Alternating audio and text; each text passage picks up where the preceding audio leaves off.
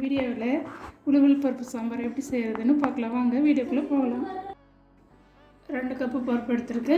2 வாட்டி கழுவி நீட்டாக கழுவி வச்சுருக்கு. அது கூட பச்சை மிளகா, பெரிய வெங்காயம், பூண்டு, மீடியம் சைஸ் 3 தக்காளி, 2 கிளாஸ் தண்ணி.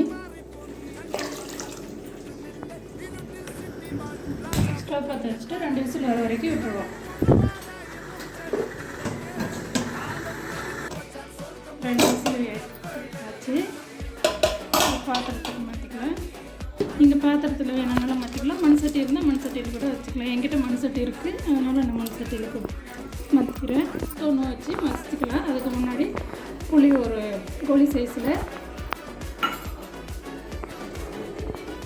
1/2 டீஸ்பூன் மஞ்சத்தூள், தேவையான அளவு உப்பு, இந்த மாதிரி மொத்த வச்சு மசிச்சுக்கலாம். தேவையான அளவு தண்ணி ஊற்றிக்கலாம். தேவையான அளவு தண்ணி ஊற்றி கொதிக்க வச்சுக்கலாம்.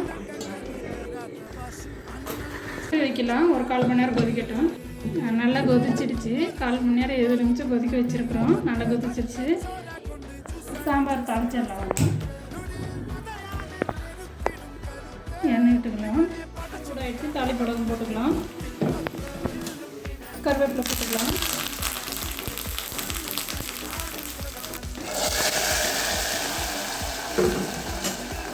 எல்லாம் மிக்ஸ் பண்ணிடலாம். இது மண் சட்டியில் செஞ்சால் இங்கே டேஸ்ட்டாக இருக்கும். சாம்பார் ரெடி ஆகிடுச்சு. இது சூட சாதத்துக்கு அப்பளம் வச்சு சாப்பிட்டா செம்மையாக இருக்கும்.